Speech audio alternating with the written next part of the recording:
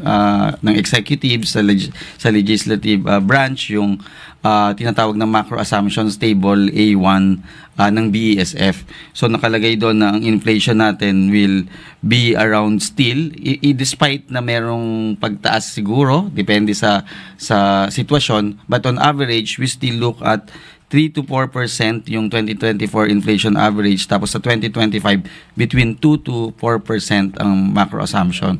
So it should still go down to the targeted levels na ang budget natin is already parang tinatawag na inflation proof. Na of course, meron tayong mga sectors ng society na hindi inflation proof because they are vulnerable. So meron tayong mga programa para dito. Yes. Sorry, I think my question wasn't very clear. Ang gusto ko sanang maitanong yung mga programa para ma-manage yung inflation at maramdaman ng mga tao dahil yun ho ang hinihingi nila na ma-manage ang presyo ng mga bilihin.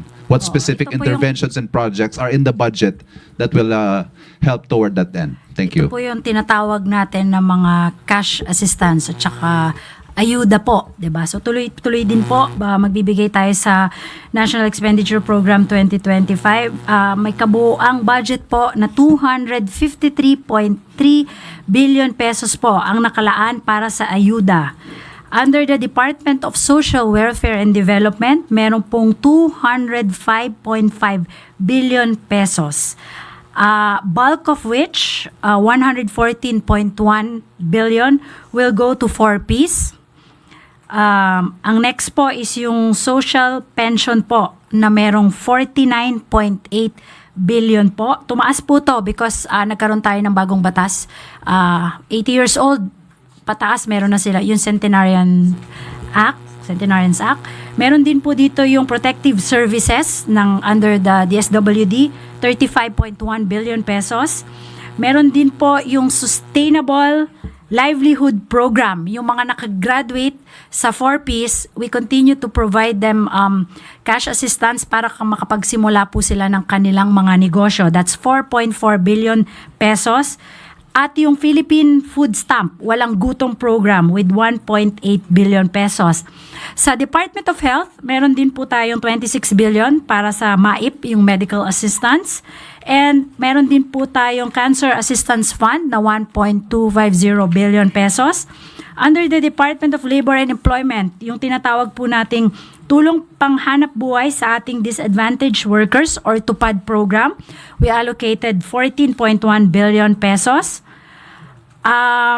Sa Department of Transportation, itutuloy pa din po natin ang fuel subsidy, the transport sector affected by rising of fuel prices, 2.5 billion pesos. And under the Department of Agriculture, may fuel assistance din po na 50 million for farmers and another 50 million for fisher folks. Yan po. Okay. Yung Pantawid Pamilya po natin, nadagdagan po to dahil sinama po natin yung unang 1,000 days. Yan, unang 1,000 na araw or unang 2 taon. Yun po. Okay. Kaya nag-increase siya. Sorry. Eden Santos na 25. Sir, good afternoon po. Under the proposed 2025 NEP, how much is the allocated budget for flood control program of the administration? Flood. Yun. Ito yun. Okay. Ang total na flood control for next year is 305 billion. Hindi ko makita. Napakaliit na, malaki kayo. 0.5 po yung font namin. Cute, no? Hindi ko makita. Yan.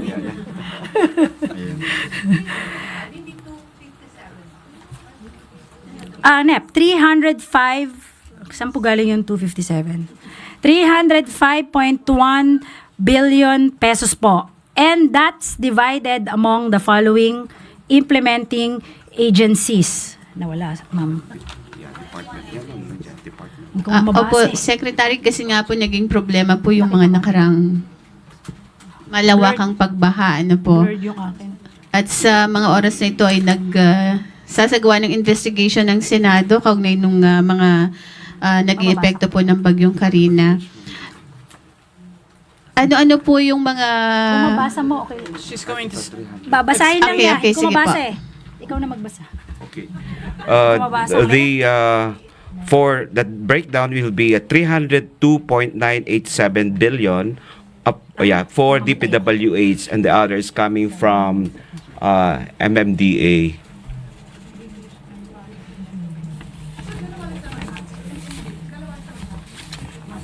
Hindi. Yung breakdown. DPWH. Ang DPWH kasi broken down kasi yan into a regional breakdown. So mayroon tayo 302 for all of that. Yung 302. Yeah, 305 po siya, di po ba? Yeah. Ngayon, yung 302 billion po, DPWH. mapupunta sa DPWH. And then, meron din pong mapupunta sa na 2.173 billion sa Metro Manila MMDA. Development Authority.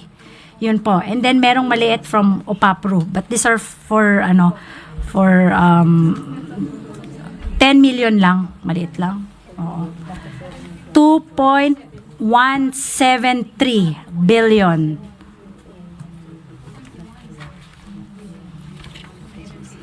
Opo. Okay.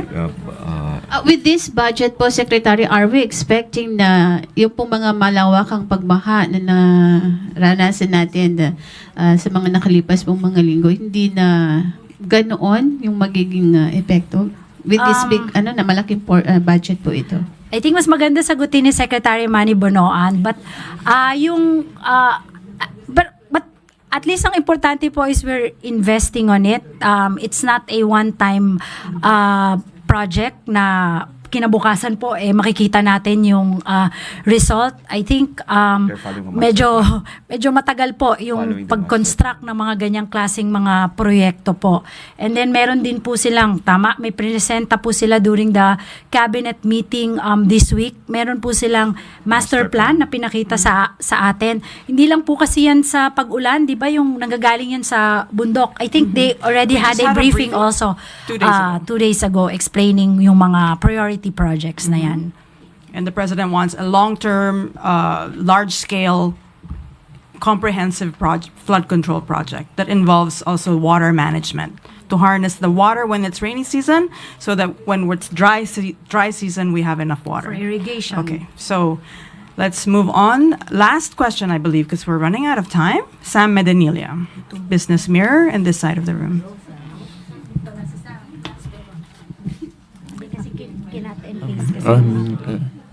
Hi, good afternoon. For Ma'am Pangandaman, kanina po na-mention na target po na bumaba yung debt by 2026. Will that depend kung mapapasa po yung mga revenue tax measures ng Marcos administration such as the single-use plastic, yung sa tax for digital transaction, and yung sa sugar tax? Will this depend, yung pagbababa, kailangan mapasa yung mga legislation Oo. Kasama po sa assumptions ng DOF po, yung mga legislations na yan, yung mga tax reform measures na yan. So kung mapopostpone po yung passage ng mga legislation na yun, baka hindi natin ma-reach yung target. Nag-usap na po kami, yung priority, kasama po siya sa common legislative agenda ng LEDAC. And I think sa House of Representatives po, marami po dito pasado na. So it's in the Senate. Nasa advanced stage na po ng legislative process yung mga tax reforms natin. And of course, Secretary Recto was then part of the Senate. I'm sure that he will push for these reforms. Tapos ma'am, yung na-mention ni President yung pag-ban sa POGOS. So for yung 2025 budget ba natin, proposed budget, may maapektuhan ba ng pagkawala ng revenue from POGOS? Nako. I'll have to, hindi, no? Hindi. Maliit lang. Siguro we'll ask. We'll ask DOF. Hindi ko alam kung kasama doon sa assumptions, but from what I heard, sa DOF, kung meron mang revenue loss, maliit lang daw po. Tapos last question na lang po. Ma'am, yung na-mention rin po yung, di ba, yung postponement po ng Mandanas ruling dahil meron, ini-study pa rin ng DBM yung possible devolution. Na, kamusta na po yung update pagdating dun sa study na yun? At saka ma-implement na po ba yun by next year? Nag-present na po, NEDA po ang gumawa ng study together with tama ba? Asian Development Bank, no? Tama, Funded. ADB and NEDA. Tapos na po yung study na present na rin po sa ComDev. And then we are now finalized for submission to the Office of the President. And then we're just finalizing yung kung paano po yung transition to full devolution. Pwede po kaya yung ma-implement next year? Or it will take some time pa? I think it will take some time, no? May transition siya, 2028. Thank you po. Salamat. Okay. Well, thank you so much. Any final message from Secretary before we close? Okay. So I will just, first, I would like to thank the entire cabinet for helping us prepare this fiscal year national expenditure program for next year. And we are all ready to defend our budget in Congress, both in House of Representatives, in the Senate in the coming weeks. And sinabi rin po ng Pangulo na ginawa po namin to meticulously at walang tulog po namin to ginawa para po matugunan at maging responsive ang ating budget sa pangangailangan po ng ating taong bayan. So with that po, I hope you'll we're also promoting transparency in the national government. So I hope you'll be with us when we go to the Senate and Congress when we try to defend this budget. Thank you po. Okay, on that note, thank you so much, Secretary Pangandaman and Undersecretaries Abuel, Toledo, Basilio, and Assistant Secretary Dela Vega. And thank you, Malacañang Press Corps. Thank you for your interest and for your dedication to this NEP. Have a good afternoon. Thank you. Thank you. Late na ako.